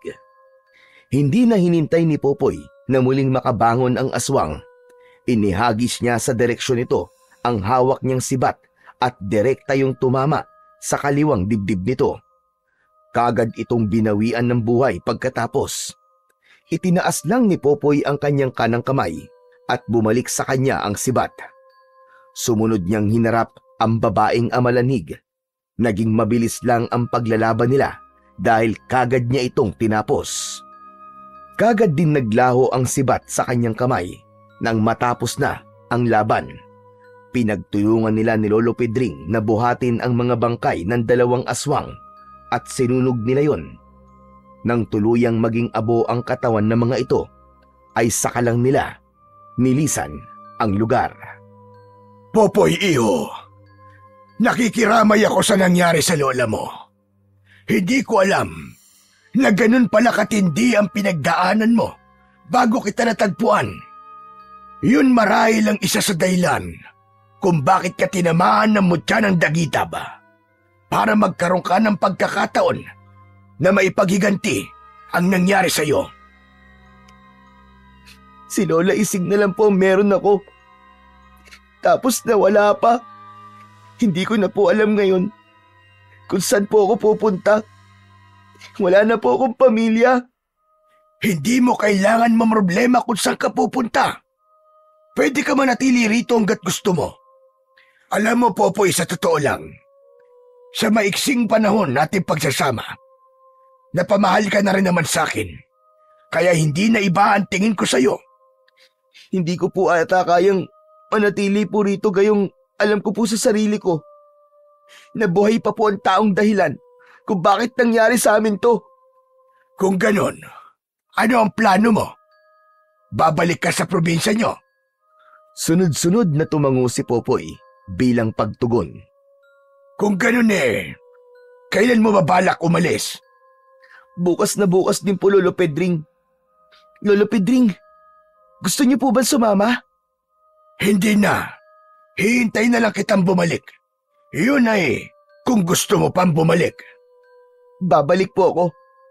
Kapag hindi na po ako nakabalik sa loob ng 1 linggo, ibig sabihin lang po nun, ay nabigo po ako. Sino ba ang babalikan mo ron? Si Mayor ba o si Kapitan? Si Mayor po. Dahil siya po may kasalanan ng lahat. Kung hindi niya po inangkin ang lupa namin, hindi sana kami mapapadpad dito. Buhay pa sana ang lola ko. Sa nakikita ko, Popoy, malinaw na ginawa kayong pain ni Kapitan para magkaroon ng bibiktimahin ng mga magulang niya. Pero Lolo Pedring, baka naman po hindi niya lang alam na naging amalanhig na po pala ang kanyang mga magulang. Sa probinsya po kasi namin, kilala po siya mabuting tao. Kaya ang hirap pong paniwalaan na sinadya niya po kaming ipakain sa mga magulang niyang aswang. Imposible po eh. Kung hindi niya sinadya ang lahat, bakit kinailangan pa niyang ilibing ang lola mo sa likod ng bahay? Bago niya po kami iwan nun, sinabi niya pong babalik siya para dalaw-dalawin po kami. Baka po naabutan niyang ganun na po ang sitwasyon pagbalik niya. Kaya inilibing na lang po niya si Lola. At hindi ka man lang hinanap. Hindi mo ba iniisip yun? Lolo Pedring, baka po akala niya patay na rin po ako. Di ba sabi niyo nga po, aswang din po siya? Kung tutusin, kaya niya po kami saktan pero hindi naman po niya ginawa. Pero wag po kayo mag-alala. Pupuntahan ko pa rin po siya para alamin kung sinadya ba niya talagang ipakain kami sa mga magulang niya. O siya, sige. Basta mag-iingat ka, Popoy. Base sa naging kwento mo, mukhang masamang tao nga ang mayor nyo. Alam mo, ibang kalaban ng mga ganyang tao. Kung minsan, mas masahol pa sila sa mga kilala nating halimaw. Wala po akong pakialam kung gaano po siya kasama. Hindi po ako natatakot sa kanya. Pagbabayaran niya po ang ginawa niya sa amin ni Lola. Pinapangako ko yun. Masyado ka pang bata para mabuhay sa galit at sa pagnanais na magiganti. Ngunit hindi kita masisisi kung yan ang nararamdaman mo sa ngayon. Pero, Popoy, ayaw mo bang kalimutan na lamang ang lahat at mabuhay ng tahimik kasama ako? Lolo Pedring, kahit gustuin ko man po, hindi ko po kayang baliwalain na lang po ang lahat eh. Matatahimik lang po ko kapag nakita ko pong nagbabayad na sa kasalanan niya ang taong gumawa nito sa amin. Kung buo na talaga ang desisyon mo, hindi na kita pipigilan pa. Ipagdarasal ko na lamang na magtagumpay ka sa gagawin mo. Maraming salamat po Lolo Pedring sa lahat po nung naitulong niyo sa akin. Hindi ko po makakalimutan ang kabutihang pinakita niyo po sa akin habang nandito po ako. Huwag ka nang umiyak. Wala yun. Popoy, bumalik ka ha. Hihintayin kita, apo ko. Nang yakapin siya ni Lolo Pedring, ay niyakap niya rin ang matanda.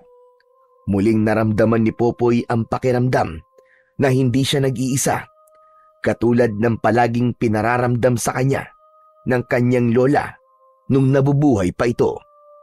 Kinabukasan, inihatid siya ni Lolo Pedring sa sakayan ng bus papunta sa probinsya nila.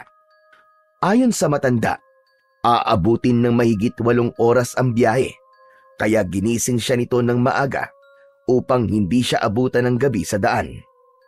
Inabot ng 2 oras ang paghihintay ni Popoy bago tuluyang umalis ang bus na sinasakyan niya. 5 oras na siguro silang umaandar nang biglang magkagulo sa loob ng bus.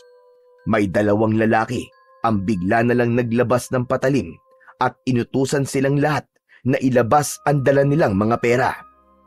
Inilabas ni Popoy ang pera niyang nakabalot sa isang lumang panyo at hinintay ang isa sa 2 lalaki na tuluyang makalapit. Nang hawakan nito ang kanyang kamay para kunin ang pera niya, ay bigla na lang itong nangisay at bumagsak. Nataranta ang kasama nitong nakabantay sa may pintuan at tumalon palabas kahit umaandar ang bus. Kaagad na humupa ang tensyon sa loob matapos matiyak ng mga pasahero na ligtas na silang lahat. Ang lalaking nawalan ng malay ay pinaniniwalaang inatake ng sakit kaya biglang nangisay.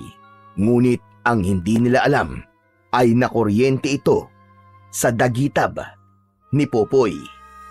Pasado 6:00 na ng gabi nang huminto ang sinasakyang bus ni Popoy sa bayan ng San Mateo. Mula roon, sumakay siya ng jeep at bumaba sa palengke kung saan siya nagbebenta ng gulay noon. Nagulat pa siya nang may biglang kumalabit sa kanya habang nakatayo siya sa gilid ng maputik na kalsada. Paglingon niya, nakita niya si Mang Elias. Oh, Popoy! Aba, ikaw ba talaga yan? Bakas sa mukha ng matanda na hindi ito makapaniwala na nakatayo siya sa harapan nito. Mang Elias! Opo, ako nga po ito si Popoy. Kumusta na po kayo? Abay, mabuti naman. Ikaw, kumusta ka? Wala na ako naging balita sa inyo simula nung gabing yun. Abay, nasaan ang lola mo? Kasama mo ba? Mang Elias, wala na po si Lola. Ano? Wala na? Abay, bakit? Mahabang istorya po, Mang Elias eh. Pasensya na po kung hindi ko po masasabi sa inyo ang dahilan. Ganun ba? Ayos lang. Bay, teka. Saan ka ba nang galing? Nakita kitang bumaba sa jeep. Saan ka ba tumutuloy ngayon? Sa tabi-tabi lang po. Kung ganun gusto mo bang tumuloy muna sa bahay ko? Ako lang naman mag-isa ron Ayos lang po ba sa inyo, Mang Elias? Abay, oo naman. Hindi ka na iba sa akin, iho. Alam mo naman magkaibigan kami ng lola mo, hindi ba? Dahil kailangan niya ng pansamantalang matutuluyan, hindi na tumanggi ang batang si Popoy sa alok ni Mang Elias na doon muna siya tumuloy sa bahay nito. Katulad ng tirahan nila dati ng kanyang lola, kubo lang din ang tinitirahan ng matanda. O siya, sige. Maupo ka na muna, Popoy. Teka, kumain ka na ba? Opo, tapos na po, Mang Elias. Ganun ba? Kape, gusto mo ba? Sige po, salamat po. Teka, ipagtitimpla kita ha. Maupo ka na muna dyan. Naupo si Popoy sa naroong upuan at inilibot ang paningin sa paligid habang hinihintay na matapos si Mang Elias sa pagtitimpla ng kape. Mang Elias, kayo lang mag-isa rito? Akala ko po may asawa kayo. Parang nabanggit niyo po kasi dati kay Lola na may anak po kayong kasing edad ko. Ha? May nasabi ba akong ganun? Baka lasing lang ako noon kaya kung ano-ano na ang pinagsasasabi ko. Wala akong asawa't anak. Mag-isa lang ako rito. Hindi nakaligtas sa mga mata ni Popoy na tila naging malikot ang mga mata ni Mang Elias habang nagsasalita. Hindi niya na lang yun pinagtuunan ng pansin. Tumuon ang atensyon niya sa isda at karne na dala ng matanda. Ang dami niyo naman po yatang biniling ulam. Kaya niyo po bang ubusin lahat yan? Dinamihan ko na para hindi na ako magpabalik-balik pa sa palengke. Nakakapagod. Ang layo-layo, di mo ba nakita? Hindi bale. Nandito ka naman na. May kasama na akong uubos ng mga ito. O paano, maiwan muna kita rito ha. Magluluto lamang ako ng hapunan natin. Pagkasabi nun ay tumalikod na ito at nagtungo sa kusina. Habang abala si Mang Elias sa ginagawa, ay nakamasid lang siya rito. Pagkatapos nitong magluto, nakita niyang naglagay ito ng kanin at ulam sa isang plastik na baunan. Oh, luto na! Kumain na tayo para makapagpahinga ka. Alam ko na pagod ka. Naghain ng pagkain si Mang Elias sa hapagkainan at sabay nilang pinagsaluhan yon. Nang matapos ay nagboluntaryo siyang maghugas ng kanilang pinagkainan. Mauna na ako matulog sa'yo, Popoy ah. Maaga pa kasi akong pupunta bukas sa bahay ni Mayor. Sige lang po, Mang Elias. Salamat po uli. Pagkatapos maghugas, ay nahiga sa upuang kawayan si Popoy at pumikit. Pagsapit ng hating gabi, naramdaman niya na bumangon si Mang Elias at lumabas ng kubo. Nang matiyak niyang ilang metro na ang layo nito, ay saka lang siya dumilat at bumangon. Sumilip siya sa bintana at nakita niya itong tumatakbo papasok sa kasukalan, bit-bit ang pagkain na nakalagay sa baunan. Sinunod niya ang udyok ng kanyang isipan. Lumabas siya at sumunod. Nang makita niyang pumasok si Mang Elias sa loob ng isang kuweba, ay hindi niya na ito sinundan pa. Sa halip, hinintay niya itong makalabas bago siya pumasok sa loob. Bagamat tahimik sa loob, ramdam ni Popoy na merong kakaiba sa paligid. Nagpatuloy siya sa paglalakad hanggang sa makarating siya sa pinakadulo kung saan may nakita siyang 4 na estatwa ng tigre na nasa 4 na sulok ng kuweba. Tumuon ang atensyon niya sa kulungan na nasa gitna.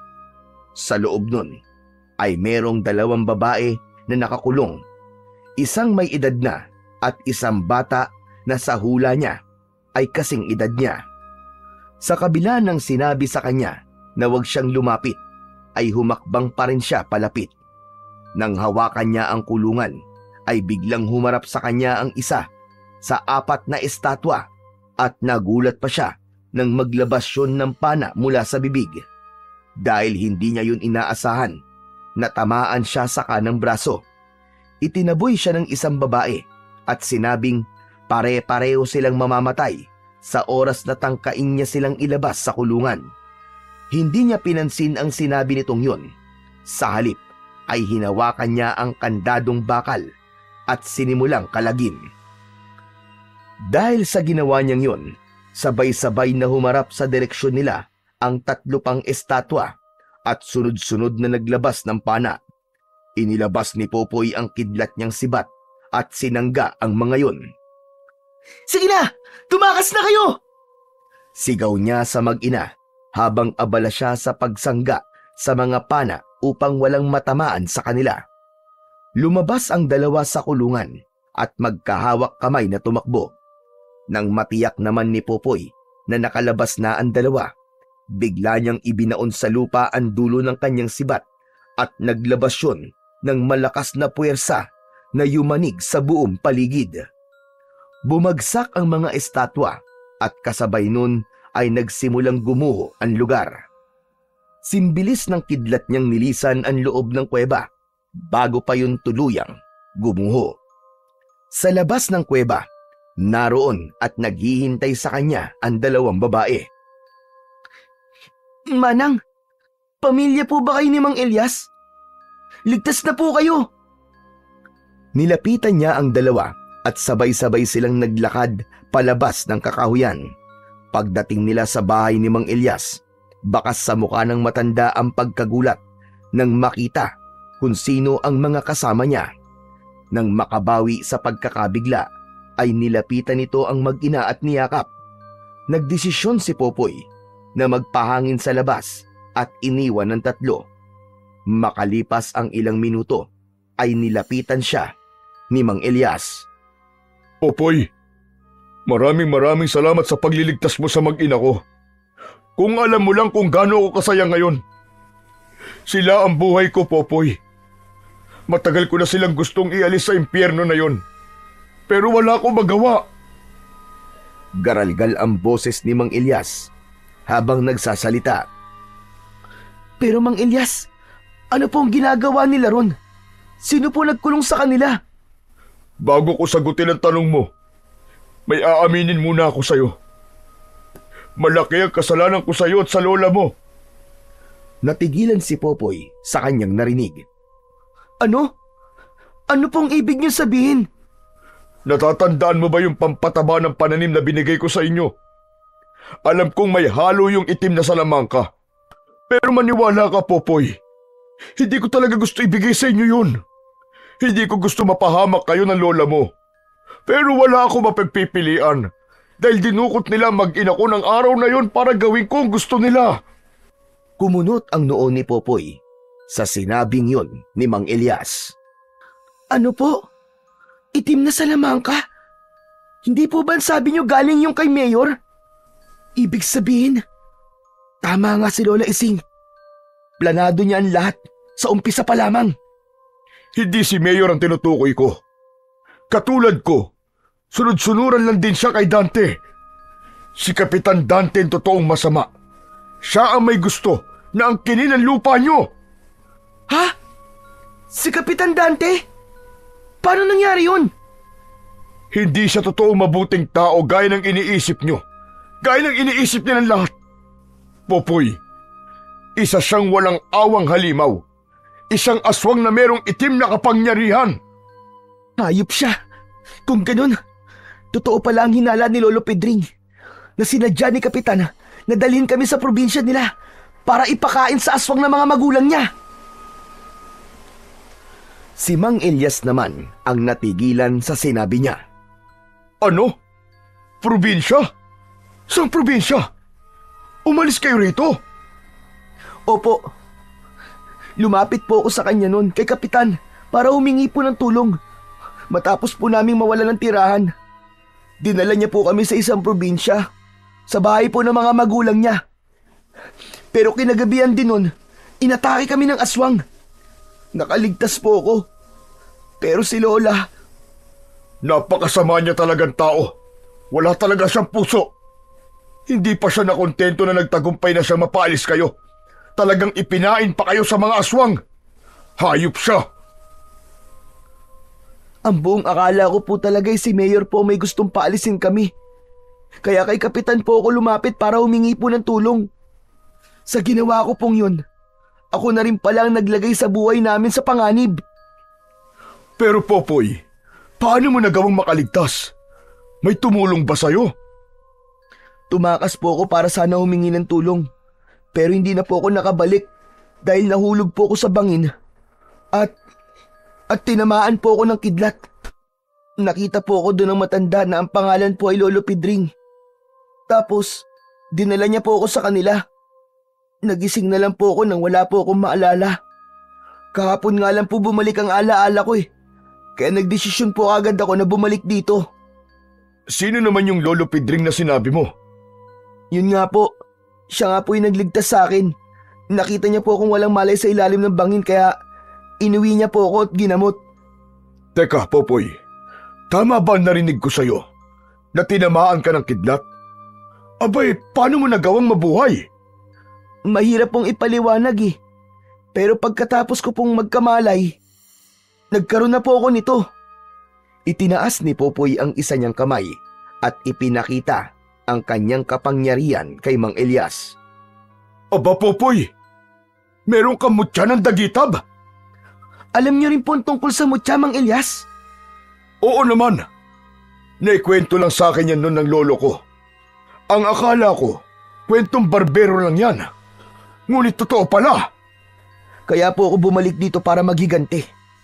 Pagbabayarin ko po ang dapat pagbayarin sa nangyari sa amin ni Lola. Popoy, kasama ba ako sa gusto mong pagbayarin?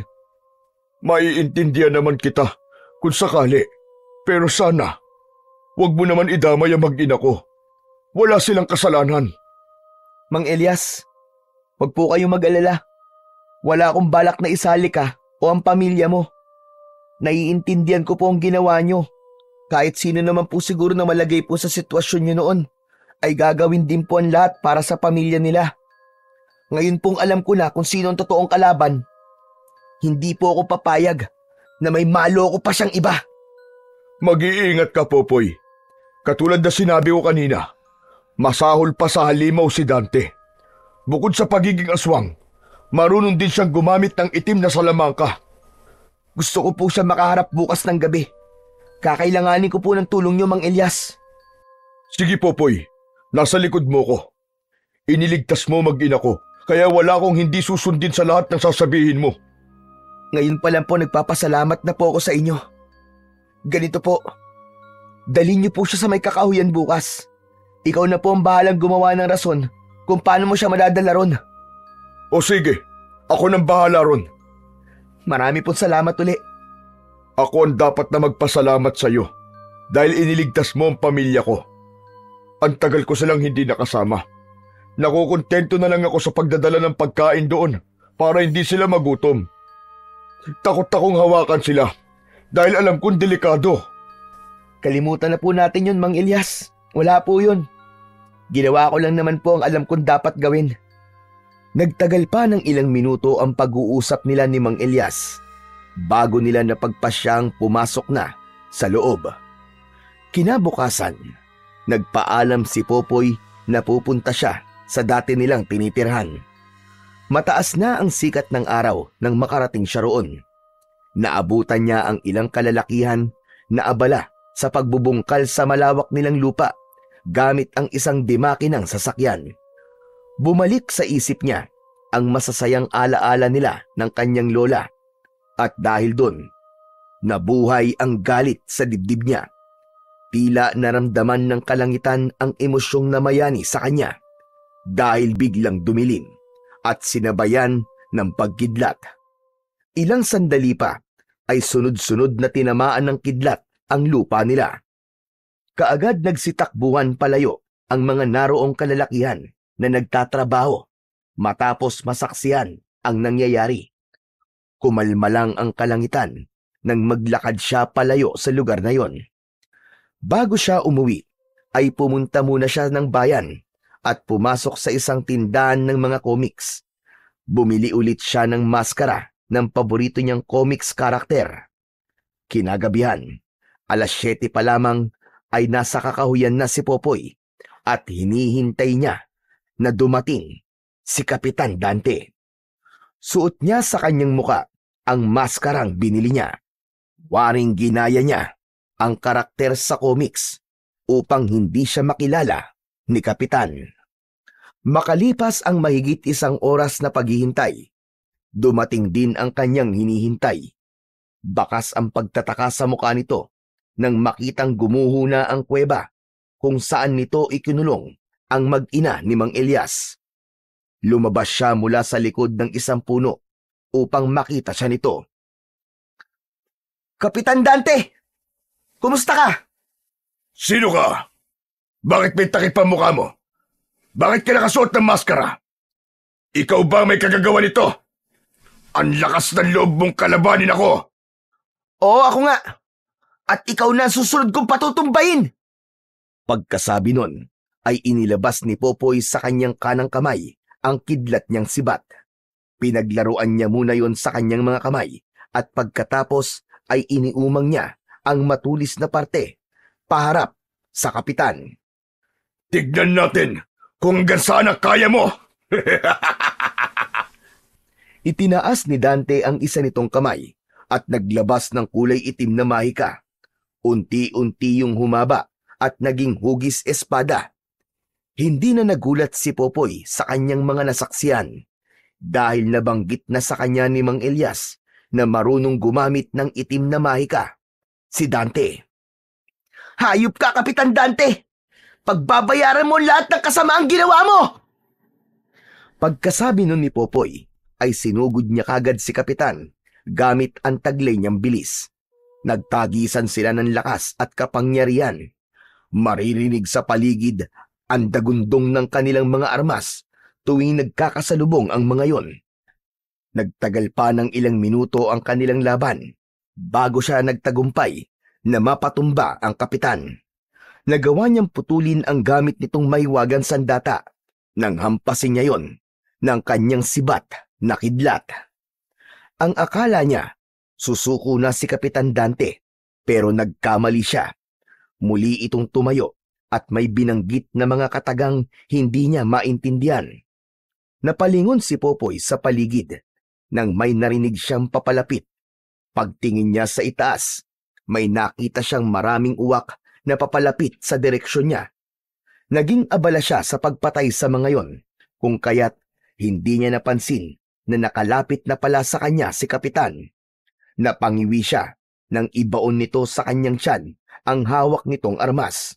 Naramdaman niyang tumagos yun hanggang sa kanyang likuran. Unti-unti siyang nanghina hanggang sa tuluyang mapaluhod. Sinamantala naman yun ni Dante para alisin ang suot niyang maskara. Saglit lang itong nagulat nang makita ang kanyang muka. Kasunod nun ay umalingaw-ngaw na sa paligid ang malademonyo nitong halakhak. Ikaw pala yan! Hindi bale, Popoy. Huwag kang mag-alala. Dahil magkakasama na kayo ngayon ng lola mo. Nang marinig ni Popoy na binanggit nito ang kanyang lola, ay bigla siyang nagkaroon ng panibagong lakas. Bumalik sa isip niya ang lahat ng pinagdaanan nila at kung paano ito namatay sa kamay ng mga amalanhig. Tumingala sa kalangitan si Dante nang magsimulang kumidlat. Sinamantala niya yon. Tumayo siya at itinusok ang hawak niyang sibat sa tagiliran nito. Napaatras ito habang hawak-hawak ang natamong sugat. Kalaunan ay napaupo ito sa damuhan. Hayop ka, Kapitan! Dito na nagtatapos ang kasamaan mo! Pagkasabi nun ay inihagis niya ang sibat sa direksyon nito. Kasabay ng pagbaon nun sa kaliwa nitong dibdib, ay siya ring pagtama ng kidlat sa katawan nito. Nang matiyak niyang wala na itong buhay, ay muli siyang napaluhod habang sapu-sapo ang sugat na walang tigil sa pagdurugo. Nasa paligid lang pala noon si Mang Elias at kaagad itong lumabas at lumapit sa kanya matapos nitong makita na natalo na ng bata si Dante. Popoy! Popoy! Kailangan mo magamot. Malala ang sugat mo. Dadalhin kita sa bahay. Inilalayan siya nitong makatayo at maglakad. Paglabas nila ng kakahuyan, bigla siyang humiwalay dito. Mang Elias, salamat na lang po. May kilala po ako manggagamot. Sa kanya na lang po ako magpapagamot. Salamat po sa ginawa niyong pagdadala rito kay Kapitan. Pero grabe ang sugat mo, Popoy. Delikado. Kaya mo ba magpunta ron na mag-isa? Opo, kayang-kaya ko po, Mang Elias. Sigurado ka? Kung ganun hindi na kita pipigilan pa. Mag-iingat ka, Popoy. Maraming salamat sa ginawa mong pagliligtas sa mag-ina ko. Pagpalain ka nawa ng Diyos. Salamat po. Tumangulang si Popoy at nagsimulang humakbang palayo. Makalipas ang halos isang araw, natagpuan ni Popoy ang kanyang sarili na nakatayo sa tapat ng bahay ni Lolo Pedring. Nanghihina pa rin siya, kung hindi marahil sa mutya ng dagitab na nasa kanyang katawan, ay baka kanina pa siya binawian ng buhay. Itinaas niya ang kanyang kamay para sana kumatok. Subalit hindi pa man yun sumasayad, ay bumukas na kagad ang pinto at sumalubong sa kanya ang matanda. Magandang umaga po. Magpapagamot po sana. Natawa si Lolo Pedring sa sinabi niyang yon. Kung aalis ka lang din ulit, sa oras na gumaling ka na, ay hindi ang sagot ko. Si Popoy naman ang natawa sa matanda. Wala na pong dahilan para umalis po ako, Lolo Pedring. Pagkasabi nun, ay nilapitan niya si Lolo Pedring at yumakap siya sa bewang nito. Alam ni Popoy na hindi siya nagkamali ng desisyon na bumalik. Lumipas ang maraming araw at buwan. Masayang namuhay ang dalawa sa munti nilang kubo.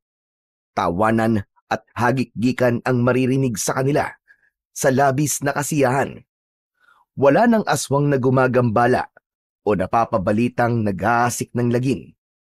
Si Popoy ay nagtanim ng iba't ibang gulay katulad ng ginagawa niya dati para ibenta at makatulong sa kanyang Lolo Pedring na bago niyang pamilya ngayon at itinuturing na bagong pag-asa para sa bagong yugto ng kanyang buhay.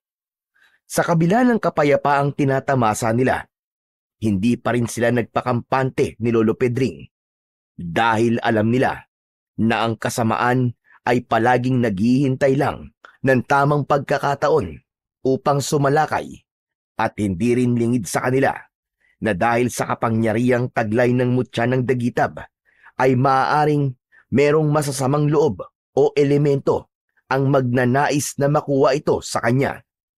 Ngunit naniniwala ang batang si Popoy na hanggang buo ang pananampalataya niya sa Diyos at sa kanyang mutya at sa pagmamahal niya sa kanyang Lolo Pedring ay hinding-hindi magtatagumpay ang kasamaan laban sa kabutihan.